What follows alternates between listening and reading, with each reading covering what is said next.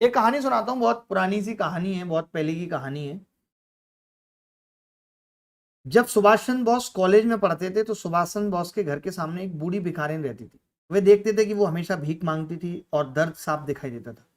उसकी ऐसी अवस्था देखकर उनका दिल दहल जाता था। भिखारिन से मेरी हालत कितनी अच्छी है ये सोचकर वे स्वयं शर्म महसूस करते थे।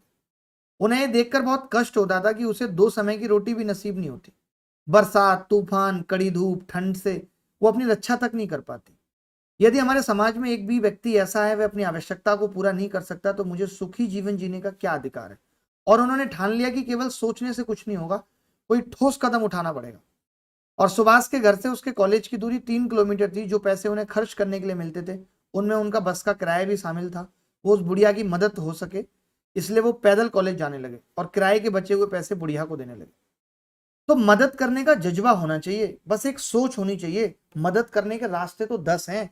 आज लोग कहते हैं मैं चाहता हूं कि ये समाज बदले, ये देश बदले, बच्चे पैसे की वजह से शिक्षित नहीं हो पा रहे, तो मदद करने का रास्ता यूट्यूब से लेके हजारों हैं जो हम करते हैं। और मैंने हमेशा एक बात कही है, अभी मैं देख रहा था कि कई बच्चे यूट्यूब पे आकर लिखते हैं कि सर मुझे पेड कोर्स लेना था, मुझे कोई किताब लेनी थी, मुझे आपकी तरफ से मदद मिली। मेरी रिक्वेस्ट है हाथ जोड़ के कि हमारी तरफ से अगर आपको कभी मदद मिलती है तो उसको कभी मत बताइए यहाँ आके, क्योंकि ये मैं खुद भी नहीं जानता। मैं अपने ऊपर इतना भरोसा करता हूं, उसके बावजूद भी मुझे कई बार ऐसा लगता है पता नहीं कि अगर मुझे पता चल जाए कि राकेश नाम के लड़के की मदद हमने की है क्लास में, वो हमारी वजह से क्लास आ रहा है और मैं कल को उसको कुछ ऐसा शब्द बोल दूं और उसको ये ठेस पहुंच जाए कि सर ने शायद इसलिए बोल दिया क्योंकि उन्होंने मदद करी है, हो सकता है मेरे से ऐसा शब्द निकल जाए, या वो कोई सवाल पूछे तो मैं उस पर गुस्सा कर दूं।